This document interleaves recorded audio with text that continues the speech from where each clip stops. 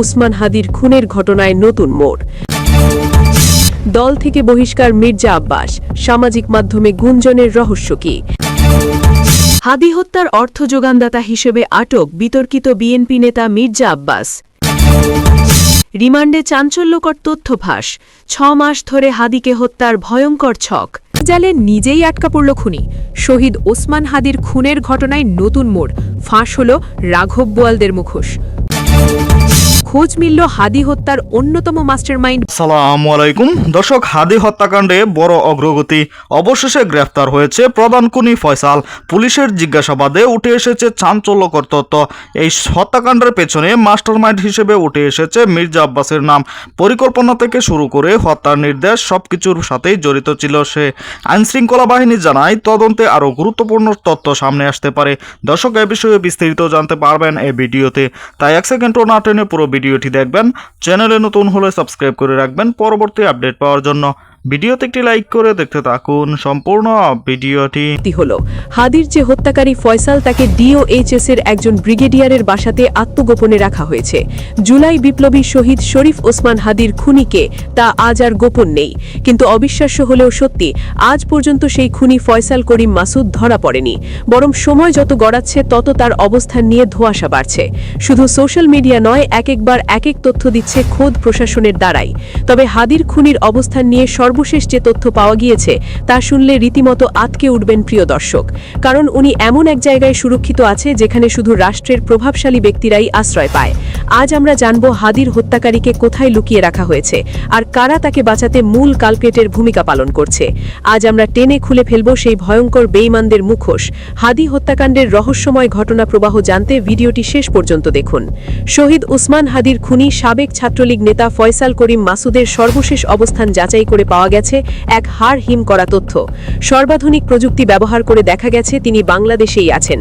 বহাল তবিয়তে অবস্থান করছেন ঢাকার ডিওএইচএস এর এক ব্রিগেডিয়ার জেনারেলের বাসভবনে। দায়িত্বশীল এক পুলিশ কর্মকর্তার বরাত দিয়ে এই বোমা ফাটিয়েছেন জনপ্রিয় সাংবাদিক ইলিয়াস হোসেন। কিন্তু প্রশ্ন হচ্ছে, সামরিক প্রশাসনের এত প্রভাবশালী একজন ব্যক্তির কাছে খুনি পৌঁছল কিভাবে? ক্ষমতার চেয়ারে বসে কারা এই খুনিকে পাহারা দিচ্ছে? হাদিকে যখন রাজপথে গুলি করা হয় তখন সেই দৃশ্য কাঁপিয়ে দিয়েছিল পুরো দেশকে। ভিডিও ফুটেজ আর পুলিশি তদন্তে ফয়সালের চেহারা স্পষ্টভাবে উঠে এসেছিল। সেদিনের সেই নির্মমতার পর খুনি ফয়সাল আত্মগোপনে চলে যায়। কিন্তু ডিজিটাল যুগে অপরাধের পায়ের ছাপ লুকানো সম্ভব নয়। তদন্তকারী কর্মকর্তারা ফয়সালের লোকেশন ট্র্যাক করেছেন, আর সেই লোকেশন সরাসরি নির্দেশ করছে ঢাকার ডিওএইচএস এর একজন প্রভাবশালী ব্রিগেডিয়ার জেনারেলের বাসভবনকে। যখন পুলিশ কর্মকর্তারা নিশ্চিত হলেন যে হাদির খুনি এই ব্রিগেডিয়ার জেনারেলের বাসাতেই আছে, তখন তারা সেখানে অভিযানের প্রস্তুতি নেন। কিন্তু এই পর্যায়ে শুরু হয় আসল নাটক। রাষ্ট্রের উচ্চপদস্থ সেই কর্মকর্তার বাসভবনে পুলিশকে ঢুকতে বাধা দেওয়া হয় উপর মহল থেকে। খুনি ভেতরে আছে জানার পরও প্রশাসন তাকে ধরতে পারেনি, কারণ উপরতলার নির্দেশ ছিল নো এন্ট্রি। প্রশ্ন জাগে, একজন শহীদ জুলাই যোদ্ধার খুনির সাথে একজন ব্রিগেডিয়ার জেনারেলের কিসের সম্পর্ক? পরবর্তীতে কি তাকে সেখান থেকে নিরাপদে সরিয়ে দেওয়া হয়েছে? এই জবাবদিহিতা জনগণের দাবি। যারা জুলাই বিপ্লবের কথা বলে উপদেষ্টা হয়েছেন, তাদের নাকের ডগায় এই খুনিরা ঘুরে বেড়াচ্ছে। একদিকে জুলাইয়ের শহীদদের নিয়ে শোক প্রকাশ করা হচ্ছে, অন্যদিকে হাদির খুনিদের ভিআইপি প্রোটোকল দিয়ে লুকিয়ে রাখা হচ্ছে। প্রশাসনের ভেতরে থাকা ফ্যাসিবাদের এই দোসররা এখনো কতটা শক্তিশালী যে তারা একজন চিহ্নিত খুনিকে প্রশাসনের ধরাছোঁয়ার বাইরে রাখতে পারে? এটি কি জুলাই চেতনার সাথে চরম বেইমানি নয়? রাষ্ট্র যখন খুনিদের পাহারা দেয়, তখন মানুষ বাধ্য হয়ে আইন নিজের হাতে তুলে নিতে চায়, আর তখন সেটাকে আবার বলা হয় মব। কিন্তু নীতি নির্ধারকদের বোঝা উচিত সাধারণ মানুষ কেন ক্ষিপ্ত হচ্ছে। যখন এই সত্যগুলো তুলে ধরা হচ্ছে, তখনই ফেসবুক পেজ আর ইউটিউব চ্যানেলের বিরুদ্ধে ষড়যন্ত্র শুরু হচ্ছে। যারা হাদি হত্যার বিচার চাইছে তাদের বলা হচ্ছে বিশৃঙ্খলা সৃষ্টিকারী। অভিযোগ তোলা হচ্ছে যে নির্দিষ্ট কিছু পেজ বা চ্যানেল দেশে অস্থিতিশীলতা তৈরি করছে। কিন্তু প্রশ্ন হলো, সত্য বলা কি অপরাধ? যারা রাষ্ট্র প্রশাসনের এই অসঙ্গতিগুলো সামনে আনছেন, তাদের কণ্ঠরোধ করার চেষ্টা করা কখনোই ভালো ফল বয়ে আনবে না বলে মন্তব্য করেছেন রাজনৈতিক বিশ্লেষকেরা। অন্তর্বর্তীকালীন সরকার আসার পর মানুষ আশা করেছিল খুনিরা ডান্ডা বেরি পড়ে কাঠগড়ায় দাঁড়াবে। কিন্তু বাস্তবে কি দেখা যাচ্ছে? নদী থেকে একের পর এক অজ্ঞাত লাশ উদ্ধার হচ্ছে, আর হাদির মতো জনপ্রিয় তরুণ নেতার খুনিরা ব্রিগেডিয়ার জেনারেলের বাসায় আতিথেয়তা পাচ্ছে। এমন পরিস্থিতিতে নিজেদের প্রতারিত ভাবছেন সাধারণ মানুষ। বাস্তবতা হচ্ছে হাদির খুনিরা আছে আমাদের নাকের ডগাতেই। অথচ ইনকিলাব মঞ্চের মুখপাত্র ও ঢাকা ৮ আসনের সম্ভাব্য প্রার্থী হাদি গুলিবিদ্ধ হওয়ার পর থেকেই ফয়সালের অবস্থান সম্পর্কে বিভ্রান্তিকর তথ্য ছড়ানো হয়েছে।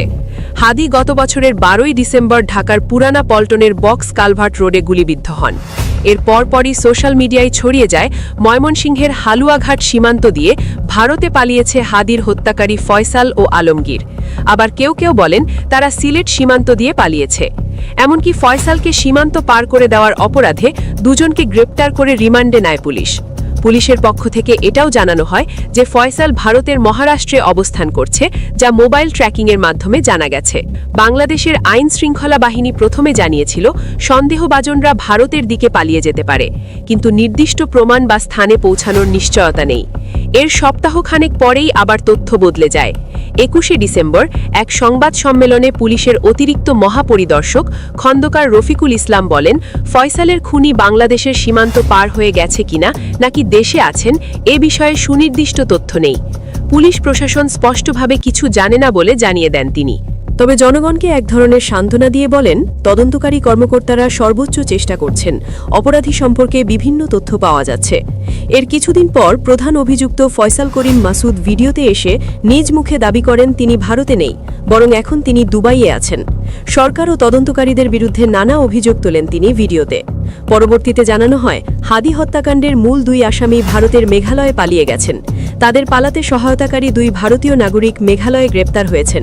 ডিসেম্বরের ২৮ তারিখ এক সংবাদ সম্মেলনে ডিএমপির অতিরিক্ত কমিশনার SM মোহাম্মদ নজরুল ইসলাম জানান, মেঘালয় পুলিশের সঙ্গে যোগাযোগ করে বিষয়টি নিশ্চিত হয়েছে ঢাকা মহানগর পুলিশ ডিএমপি। কিন্তু সঙ্গে সঙ্গেই মেঘালয় পুলিশ সদর দপ্তরের এক শীর্ষ কর্মকর্তা বাংলাদেশ পুলিশের এই দাবিকে অসত্য এবং পুরোপুরি মিথ্যা বলে মন্তব্য করেন। ওই পুলিশ কর্মকর্তা বলেন, বাংলাদেশ পুলিশের কাছ থেকে কোনো আনুষ্ঠানিক বা অনানুষ্ঠানিক যোগাযোগ করা হয়নি। অভিযুক্ত ব্যক্তিদের কাউকে গারো পাহাড়ে খুঁজে পাওয়া যায়নি এবং কোনো গ্রেপ্তারের ঘটনা ঘটেনি। ভারতের সীমান্তরক্ষী বাহিনী BSFও একই কথা বলে। সব মিলে অবস্থা এমন দাঁড়িয়েছে যে ভারত বাংলাদেশ সীমান্ত সম্পর্কিত দাবি নিয়ে কূটনৈতিক উত্তেজনা সৃষ্টি হয়েছে। বাংলাদেশ সরকার কয়েকবার সন্দেহভাজনরা ভারতে আশ্রয় নিয়েছে বলে মন্তব্য করলেও আন্তর্জাতিক ও স্থানীয় গণমাধ্যমে ভারতীয় নিরাপত্তা সংস্থাগুলি এই দাবিকে। প্রিয় দর্শক, সম্পূর্ণ ভিডিওটি দেখলেন, অবশ্যই বুঝতে পেরেছেন ভিডিওটি গুরুত্বপূর্ণ ছিল। দর্শক, হাদি হত্যাকাণ্ডের নতুন মোড়। দীর্ঘ তদন্তের পর অবশেষে গ্রেফতার করা হয়েছে খুনি ফয়সালকে। প্রাথমিক জিজ্ঞাসাবাদেই বেরিয়ে এসেছে ভয়ঙ্কর তথ্য। পুলিশ জানায়, এই হত্যাকাণ্ডটি ছিল পূর্ব পরিকল্পিত এবং এর নৈপথ্যে মাস্টারমাইন্ড হিসেবে কাজ করেছে মির্জা আব্বাস। ফয়সালের স্বীকারোক্তিতে জানা যায়, নির্দেশনা, পরিকল্পনা এমনকি ঘটনার সময়ের সহযোগিতাও পেয়েছিল সে। ঘটনার পেছনের উদ্দেশ্য নিয়ে তদন্তে চলছে এবং আরও কয়েকজন জড়িত থাকতে পারে বলে ধারণা করা হচ্ছে। এই ঘটনার সামাজিক যোগাযোগ মাধ্যমে তীব্র প্রতিক্রিয়া দেখা দিয়েছে। সাধারণ মানুষ দ্রুত বিচার ও সর্বোচ্চ শাস্তির দাবি জানিয়েছে। তদন্ত শেষ হলে সামনে আসতে পারে আরও বিস্ফোরক তথ্য। দর্শক, এ বিষয়ে আপনাদের কি মতামত তা অবশ্যই কমেন্ট করে জানাবেন এবং পরবর্তী আপডেট ভিডিও পেতে চ্যানেলটিকে এখনই সাবস্ক্রাইব করে রাখুন। এই মুহূর্তে বিদায় নিচ্ছি, দেখা হবে পরবর্তী কোনো ভিডিওতে। সে পর্যন্ত ভালো থাকুন, সুস্থ থাকুন। আসসালামু আলাইকুম।